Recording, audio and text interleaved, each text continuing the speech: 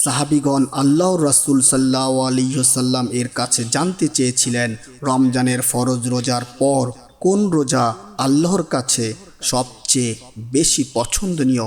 আল্লাহ রাসূল সাল্লাল্লাহু আলাইহি ওয়াসাল্লাম বলেছেন, রমজানের পর সর্বোত্তম রোজা হলো আল্লাহর মাস মুহররমের রোজা, এবং ফরজ নামাজের পর সর্বোত্তম নামাজ হলো রাতের নামাজ, অর্থাৎ তাহাজ্জুদ নামাজ। মুহররম মাসকে বিশেষভাবে শাহরুল্লাহ বা আল্লাহর মাস বলে এর অনন্য মর্যাদা ফুটিয়ে তোলা হয়েছে। মুহররম মাসে যত বেশি সম্ভব নফল রোজা রাখা অত্যন্ত সওয়াবের কাজ।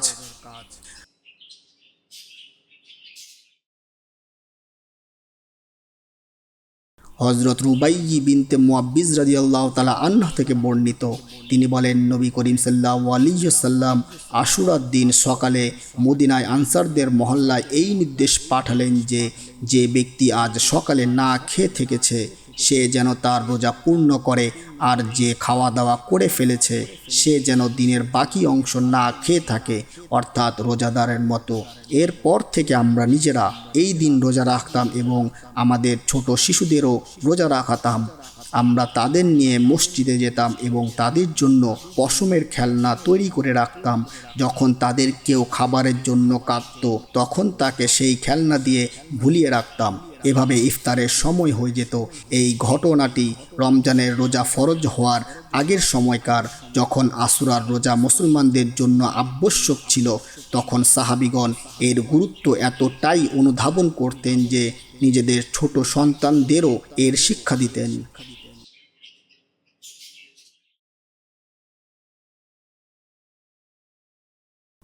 হযরত ইবনে আব্বাস রাদিয়াল্লাহু তাআলা আনহু থেকে বর্ণিত, রাসূলুল্লাহ সাল্লাল্লাহু আলাইহি ওয়াসাল্লাম যখন আশুরার দিনে রোজা রাখলেন এবং অন্যদেরও রোজা রাখার নির্দেশ দিলেন, তখন সাহাবীরা বললেন, হে আল্লাহর রাসূল, এটি এমন একটি দিন যাকে ইহুদি ও খ্রিস্টানরা সম্মান করে।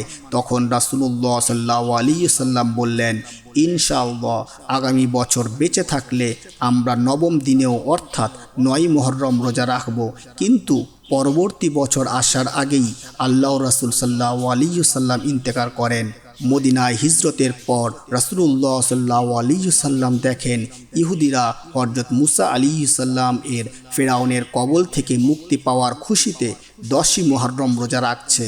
মুসা আলাইহিস সালাম এর প্রতি নিজেদের অধিকার বেশি দাবি করে রাসূলুল্লাহ সাল্লাল্লাহু আলাইহি ওয়াসাল্লাম নিজে রোজা রাখেন এবং সাহাবীদের নির্দেশ দেন। তবে ইবাদতের অমুসলিমদের সাথে সাদৃশ্য বর্জন করতে তিনি ১০ তারিখের সাথে ৯ তারিখও মিলিয়ে রোজা রাখার ইচ্ছা পোষণ করেন। ইসলামে ধর্মীয় কৃষ্টি ও ইবাদতের ক্ষেত্রে অমুসলিমদের অন্ধ অনুকরণ বা সাদৃশ্য বজায় রাখা নিষিদ্ধ। আশুরার সুন্নাহ আমল হলো কেবল ১০ তারিখে একটি রোজা না রেখে তার আগে বা পরে আরেকটি রোজা মিলিয়ে, অর্থাৎ ৯ ও ১০ অথবা ১০ ও ১১ই মুহররম মোট ২টি রোজা রাখা।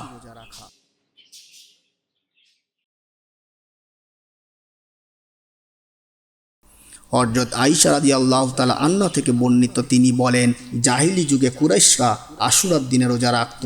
আল্লাহর রাসূল সাল্লাল্লাহু আলাইহি ওয়াসাল্লাম ও জাহিলি যুগে এই রোজা রাখতেন। এরপর যখন তিনি মদিনায় আসলেন তখনও এই রোজা রাখলেন এবং তা রাখার নির্দেশ দিলেন। পরবর্তীতে যখন রমজানের রোজা ফরজ করা হলো তখন আশুরার রোজা ফরজের বিধান ছেড়ে দেওয়া হলো। এখন যার ইচ্ছা সে এই রোজা রাখবে আর যার ইচ্ছা সে তা ছেড়ে দেবে। ইসলামের দ্বিতীয় হিজরিতে রমজানের রোজা ফরজ হওয়ার আগ পর্যন্ত আশুরার রোজা রাখা মুসলমানদের জন্য বাধ্যতামূলক বা ফরজ ছিল। রমজানের বিধান আসার পর এর ফরজিয়াত রহিত হয়ে এটি সুন্নাত বা নফল ইবাদতে পরিণত হয়। ইসলামে এই দিনটির গুরুত্ব প্রাচীনকাল থেকেই ছিল, এমনকি আরবের মুশরিকরাও দিনটিকে সম্মান করত।